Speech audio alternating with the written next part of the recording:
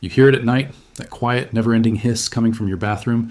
You jiggle the handle, it stops for a second, then starts again, and you just ignore it and go back to bed. But here's what nobody tells you. That little sound, it's costing you real money every single day. A running toilet can waste up to 200 gallons of water in just 24 hours. That's not a typo. 200 gallons in one day. And if you've had that hissing going on for weeks or months, you've already flushed a small fortune down the drain without even knowing it. I'm going to walk you through the exact process of diagnosing and fixing a running toilet from start to finish. In plain language, no plumber jargon, no guessing, no expensive service calls. By the time this video is done, you'll know exactly what's wrong with your toilet and exactly how to fix it yourself in about 30 minutes. And I'm going to show you a bonus test at the very end that catches silent toilet leaks most homeowners never even discover. This one alone could save you hundreds of dollars a year. If you're new here, welcome to Hidden Life Hacks. We cover the kind of practical knowledge that saves you real money in your real life. Hit that subscribe button right now because we drop videos like this every week. And trust me, you do not want to miss what's coming next. Go ahead. Subscribe takes 2 seconds. Done? Good. Now let's fix that toilet. Before we touch anything, let's talk about what's actually happening inside that tank. A lot of people are intimidated by toilet repairs because they think it's complicated plumbing work. It's not. Once you understand the basic parts, you'll realize this is one of the simplest mechanical systems in your entire house. There are really only 4 or 5 things in there that matter. The first is the fill valve. That's the tall piece you see on the left side when you lift the tank lid. Its only job is to let fresh water into the tank after you flush. Simple as that. Right next to it, or connected to it, is the float. The float is basically a small balloon or cup that rises with the water level as the tank fills up. When the water reaches the right height, the float tells the fill valve to shut off. Think of it like a little automatic traffic cop that stops the water flow when the tank is full. Then at the bottom center of the tank, you've got the flush valve. That's the large hole where all the water rushes out when you push the handle. Sitting on top of that hole is the flapper. The flapper is just a rubber seal, a small, flexible rubber disc or flap that lifts up when you flush and then drops back down to seal the tank so it can refill. That's it. That's the main system. And finally, in the middle of everything, there's a tall open pipe called the overflow tube. If the water ever rises too high in the tank, for whatever reason, it spills into that tube and drains down into the bowl safely instead of flooding your bathroom floor. Now here's the important part. When your toilet is running nonstop, there are really only 2 things that can cause it. Either the flapper isn't making a proper seal, and water is slowly leaking out of the tank down into the bowl, which causes the fill valve to keep refilling the tank over and over again. Or the fill valve itself isn't shutting off when it's supposed to, and water just keeps coming in. That's the whole diagnosis. It's one of those 2 things, and figuring out which one is incredibly easy. But first, let's be safe about this. Before you do anything, go behind your toilet and look for the water supply valve. It's usually a small handle or knob sticking out of the wall with a line running up to the bottom of the tank. That's called the angle stop. If it's a newer valve with a lever handle, just rotate it 90 degrees until it stops. If it's an older round knob style, turn it clockwise until it's fully tightened and closed. Now, here's a critical trick that I always use. After you shut that valve off, flush the toilet once. If the tank empties and doesn't refill, perfect, the water is truly off.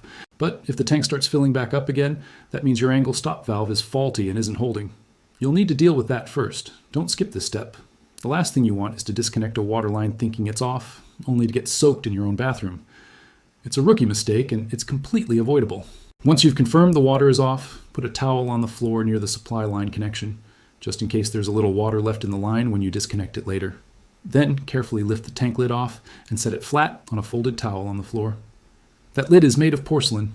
1 drop and it either cracks or shatters, and finding a replacement lid for an older toilet model can be a nightmare.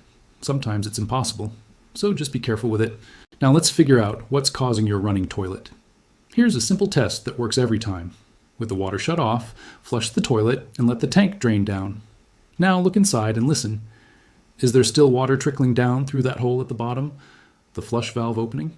Can you hear or see it slowly seeping through? If yes, your flapper is the culprit. It's not sealing properly and water is leaking past it, even when the toilet shouldn't be flushing at all. But if the tank drained clean and everything is quiet, turn the water back on and watch what happens as the tank fills up. If the water rises to a normal level and the fill valve clicks off and stays off, problem was still the flapper, because it was leaking so slowly that you couldn't see it, but enough that the fill valve was constantly topping off the tank. However, if you turn the water on and the fill valve just keeps running, and the water keeps rising past the normal level and starts pouring into that overflow tube, then your fill valve is the problem. It's not recognizing when to stop. Here's something worth knowing though. Sometimes it's actually both. A worn flapper and a sticking fill valve at the same time. So I always recommend inspecting both while you're already in there. It adds maybe 5 extra minutes to your total repair time, and it saves you from having to come back and do this whole job again 2 weeks later when the second issue shows up. Let's start with the flapper, since that's by far the most common cause. Reach in and feel the underside of the rubber flapper with your fingers. It should feel smooth and flexible. If it feels slimy, sticky, cracked, warped, or stiff with hard spots, it needs to be replaced. A healthy flapper feels pliable and soft and presses down flat with an even seal all the way around. While you're at it, run your finger around the rim of the flush valve seat. That's the ring the flapper sits on when it closes. If you feel any rough spots, mineral buildup, or small chips or nicks in the surface, you'll need to clean that up before you install a new flapper. Use a Scotch-Brite pad or a rag soaked in white vinegar and scrub it clean. Even a brand new flapper will leak if it's sitting on a rough or dirty seat. This is one of those details most people skip, and then they wonder why the new flapper still doesn't work. To remove the old flapper, it simply unclips from 2 small pegs on either side of the flush valve. Then unhook the chain from the handle, lever arm inside the tank. That's it. 2 steps, and it's out. When you go to buy a replacement flapper, take the old one with you to the hardware store. This is important. Flappers are not all universal. Different toilet brands use different sizes, and some manufacturers use proprietary shapes that won't be matched by generic flappers. If you can look up the brand and model number of your toilet, usually stamped inside the tank, and find the exact replacement, that's always the best option. If you can't find the exact model, bring the old one with you so the store can help you match it. Installing the new flapper is just the reverse. Snap it onto those 2 pegs, hook the chain back onto the handle lever, and then pay close attention to the chain length. You want about a 1/2 inch of slack in the chain, no more, no less. Too much slack, and the flapper won't lift high enough when you flush, giving you a weak, incomplete flush. Too little slack, and the chain will hold the flapper slightly open all the time, which puts you right back where you started with a running toilet. If there's a lot of excess chain hanging loose, trim it with wire cutters so it can't get tangled or accidentally catch underneath the flapper. Now let's talk about the fill valve. If your diagnosis pointed to the fill valve as the problem, or you want to inspect it while you're already in there, the first thing to try is rebuilding it rather than replacing the whole thing. Most fill valves have a diaphragm assembly at the top that you can disassemble, clean, and reinstall in just a few minutes. On a standard fill valve, there's a cap at the very top that you can remove by twisting it and lifting it off. Underneath that cap is a small rubber disc called the diaphragm, along with a tiny pin or spring mechanism. Gently pull the diaphragm out and examine it closely. If it's torn, hard, or cracked, you'll need to replace it or buy a whole new fill valve. But most of the time, and I mean the vast majority of the time, what you'll actually find is just a tiny piece of sediment or mineral debris stuck in there that's preventing the valve from sealing shut when it's supposed to. It's almost always that simple. Rinse the diaphragm under clean running water. If it's got visible buildup on it, wash it gently with a little dish soap and warm water and rinse it thoroughly. Then look down inside the valve body itself. If you see sediment or grit in there, here's a great trick to flush it out. Reconnect your supply line, hold a rag or a cup over the open top of the fill valve, and crack the angle stop open just slightly for about 2 seconds. That quick burst of water pressure will blast any debris out of the valve body and into your rag. Then turn the water back off. Reassemble the diaphragm exactly the way it came out, making sure that little pin seats fully and correctly. Set the cap back on, push it down, and twist it to lock.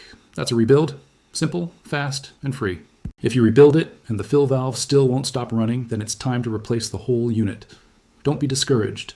A new fill valve costs around $10 at any hardware store, and installing it is genuinely easier than it sounds. With the water off and the tank drained, unscrew the supply line from the bottom of the fill valve, then unscrew the plastic mounting nut underneath the tank. The entire old fill valve lifts straight out from the top. Before you install the new one, adjust its height first. Most modern fill valves are adjustable. You can twist the body to extend or compress it. You want the top of the new fill valve's overflow to sit about 1 inch below the top edge of the tank opening where the lid rests. Slide the fill valve into the hole in the bottom of the tank, hand tighten the mounting nut from underneath, then give it just a little extra snug with your pliers or channel locks. Don't overdo it. It's plastic, and you will crack it if you force it. Reconnect the supply line to the bottom fitting, making sure the small rubber washer inside the coupling is seated flat and hasn't shifted or fallen out. Then clip the small refill tube from the fill valve onto the top of the overflow pipe, making sure the end of that tube doesn't dip down below the water line. If it does, it creates a siphon effect that will continuously drain your tank. And that's a common mistake that makes people think their brand new fill valve is defective when it's actually just installed wrong. Now set your water level correctly. This step gets skipped more than any other. And it's the number one reason people end up with a running toilet again just a few days after they thought they fixed it. Your water level should sit between ½ an inch and 1 inch below the top of the overflow tube. Any higher than that, and water will spill over into the overflow continuously, causing the fill valve to run non-stop. Any lower, and you won't get a strong, complete flush. On most modern fill valves, there's a small adjustment screw or a clip on the float arm. Turning the screw clockwise lowers the water level. Counterclockwise raises it. Make small adjustments, a quarter turn at a time, and let the tank fully refill between each adjustment so you can see exactly where the water settles. Take your time here. Getting the water level right makes all the difference. Once everything is installed and adjusted, turn the angle stop back on slowly and let the tank fill up completely. Watch the fill valve as the water rises. It should fill steadily, reach the level you set, and click off cleanly. Then get down low and check the supply line connection underneath the tank and the mounting nut for any drips or moisture. Give it a full 5 minutes before you're satisfied. Some slow leaks don't show up right away, and you don't want to find out about it when you see water damage on your bathroom floor a week later. Let me walk you through a few common problems you might run into, because knowing how to troubleshoot is just as important as knowing how to install. If your toilet starts running again just a few days after you replace the flapper, the most likely cause is the chain. If the chain is getting snagged underneath the flapper or catching on something inside the tank, it holds the flapper slightly open and lets water through. Adjust the chain to the ½ inch of slack and trim any excess length. If your brand new fill valve won't stop running, the first thing to check is that refill tube. If it's pushed too far down into the overflow pipe below the water surface, it creates a siphon that continuously drains the tank. Pull the tube back up and clip it to the top of the overflow pipe above the water line. Problem solved. If you hear what sounds like the toilet flushing by itself randomly, a gurgle or refill sound when nobody has used it, that's called a ghost flush, almost always a slow flapper leak. The tank silently loses water until the fill valve kicks on to top it off. Replace the flapper and clean the flush valve seat, and that ghost is gone. If the fill valve makes a loud vibrating, honking, or rattling noise after you've worked on it, the diaphragm inside isn't seated correctly, or there's still debris in the valve. Disassemble it one more time, clean everything out thoroughly, and reassemble carefully, making sure that internal pin is fully seated. And if you notice water dripping or pooling at the base of the tank where it sits on the bowl, that's a completely different issue.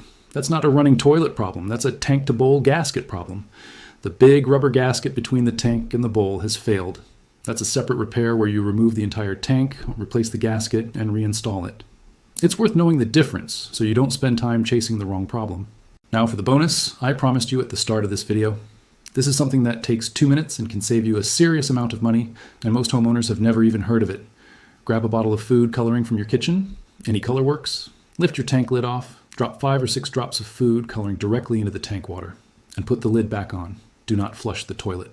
Just walk away for 15 to 20 minutes, come back and look into the bowl without flushing. If you see any hint of colored water in the bowl, you have a silent leak. The flapper is letting water seep through slowly and quietly. Not enough to make a sound, not enough to notice by eye, but enough to waste thousands of gallons over a year. Silent leaks like this can add $50 or more to a single water bill without any visible sign that anything is wrong. I recommend doing this test every 6 months as a routine check on every toilet in your home. It costs nothing and takes 2 minutes. And that brings us to the end of this one. Let me ask you something real quick. If this video saved you money today, take 2 seconds and share it with someone. A neighbor, a family member, a friend who just mentioned their water bill is high. You might just save them $100 and it costs you nothing but a tap of your finger. Drop a comment below too. Tell me whether your problem was the flapper or the fill valve. I read every single one. And if you're not subscribed yet, what are you waiting for? This channel is built around one simple idea. Practical knowledge that saves real money in your real life, every single week. Subscribe now and hit the notification bell so you don't miss what's coming next. Because next time, I'm going to show you something that almost nobody knows how to do themselves, and most plumbers will charge you hundreds of dollars for. You are not going to want to miss that one. See you in the next video.